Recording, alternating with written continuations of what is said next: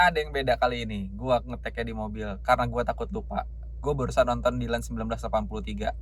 Setelah sukses dengan film sebelum-sebelumnya, akhirnya PD Baik mengeluarkan film terbarunya yang berjudul Dilan 1983 Wo Aini. Dilan, kamu gak boleh kayak gitu sama orang tua kamu. Hormati orang tua.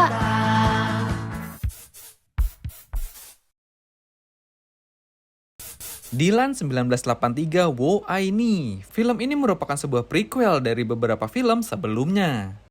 Tapi, film Dilan 1983 ini cukup berbeda dari 3 film sebelumnya. Karena di film Dilan 1983 ini lebih mengangkat kisah masa kecilnya Dilan. Namun, bumbu-bumbu menarik berupa kisah asmara tetap menjadi sorotan utamanya. Dan kota Bandung masih menjadi latar dari cerita film ini. Saya Dilan. Saya bukan murid baru. Yang murid baru itu Maylin, Mary, Oi. Film Dilan 1983 menyoroti kehangatan keluarga dan sahabat Dilan secara menyeluruh. Bahkan, film ini juga berusaha menyampaikan kenapa Dilan memiliki watak yang sedikit keras, tetapi tetap memiliki kesan humoris dan penyayang. Buat gue pribadi, film ini boleh dibilang cukup fresh, karena cukup berbeda dari film-film sebelumnya, dan cukup berbeda juga dari film anak yang lainnya. Setelah petualangan Sherina di tahun 2000. Dia juga kalau di sekolah begitu ya? Siapa om? Dan Laskar Pelangi di tahun 2008. Kita semua harus punya cita-cita. Dan di sekolah inilah perjalanan itu kita mulai. Tapi jika kalian punya pendapat lain, boleh tulis di kolom komentar. Nah, sebelum kita masuk ke filmnya, gue sedikit pengen komen nih. Banyak orang yang berkomentar ketika pertama kali trailernya ini muncul, komentarnya tuh banyak yang negatif.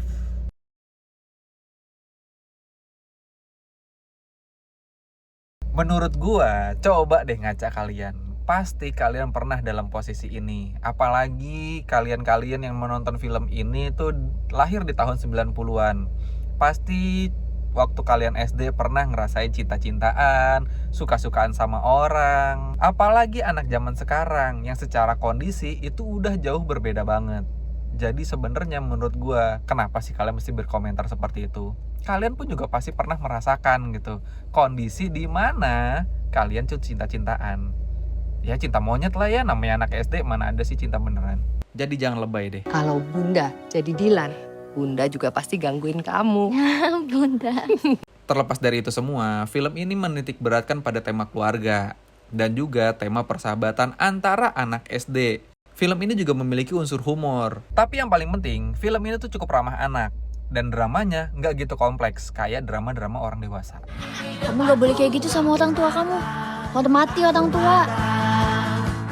Film ini dibuka dengan dialog perpisahan antara Dilan dengan sahabatnya. Setelah 1,5 tahun, Dilan tinggal di Timur Leste. Jadi sebenarnya Dilan kecil itu pernah tinggal di Timur Leste karena mengikuti bapaknya yang dinas di sana. Dari sini tuh kita sudah diberikan gambaran tentang filmnya, berkaitan tentang persahabatan dan kekeluargaan.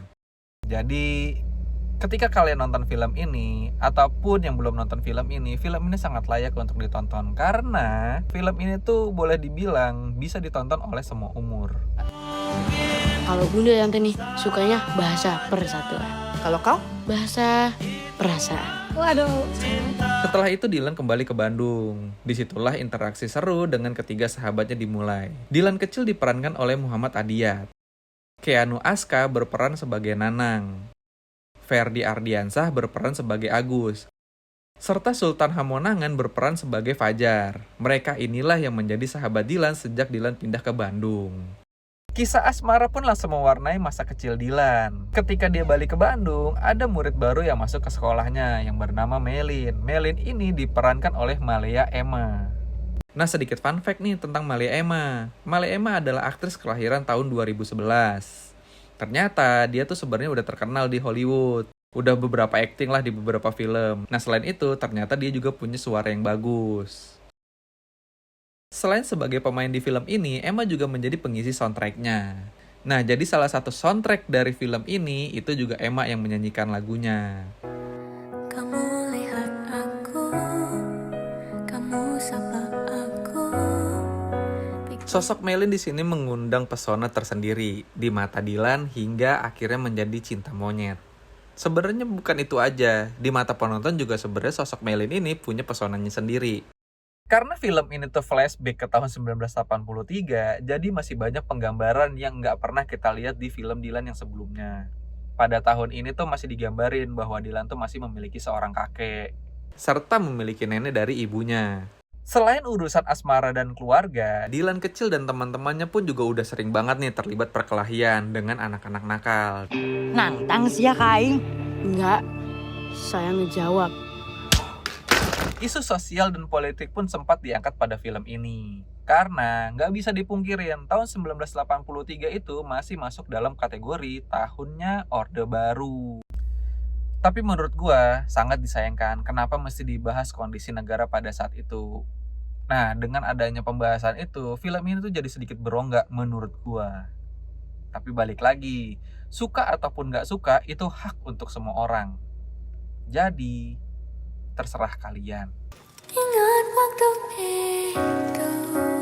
Bu Guru, anak-anak itu harusnya dihukum oleh sekolah. Buat gua, film ini cukup layak untuk ditonton karena film anak-anak sebelumnya nggak ada yang menarik dan nggak ada yang semenyenangkan film ini. Tapi balik lagi, itu pendapat gua. Tapi sekali lagi, walaupun ini adalah film prequel, jadi kalian nggak perlu banget untuk menonton semua filmnya. Jadi kalian tuh nggak perlu ngikutin satu persatu seriesnya Dilan tuh kayak apa, yang sebelum-sebelumnya sebenarnya nggak usah gitu. Karena semua film Dilan itu enak ditonton sebagai film lepasan. Jadi pun kalian nggak pernah nonton film Dilan terus kalian nonton film ini pun masih bisa nyambung-nyambung aja sebenarnya gitu. Jadi biarlah pengamat film aja yang sibuk menonton semua ceritanya. Gua sendiri pun nggak pernah nonton secara keseluruhan filmnya. Berarti si Melin judes ya? Ya, soalnya kamu jahil. Terakhir nih, pendapat gua untuk film ini. Film ini sangat ramah anak dari segala sisi menurut gua. Film ini juga bisa menggambarkan anak-anak yang selalu ingin bersaing, baik itu dalam pertemanan ataupun dalam keluarga. Kalau misalkan kalian nonton film ini, kalian juga bisa mendapatkan sebuah kehangatan dalam persahabatan, kehangatan dalam sebuah kekeluargaan. Nah, itu adalah salah satu hal yang menarik pada film ini, di tengah konflik-konfliknya yang terjadi. Walaupun konflik-konflik itu memang terjadi pada konflik anak-anak ya gitu. Bukan konflik yang cukup berat banget untuk kita tonton gitu. Jadi film ini cukup sangat-sangat layak untuk kalian tonton. Dan sekali lagi, ini sangat bisa menjadi hiburan kalian di kala weekend. Ataupun kapanpun kalian menonton film ini. Ya tunggu aja, nanti juga ada kok di OTT tapi masih lama. Kamu, karya Allah. Kamu mencintai Tuhan. Kalau aku mencintai ciptaannya, yaitu kamu.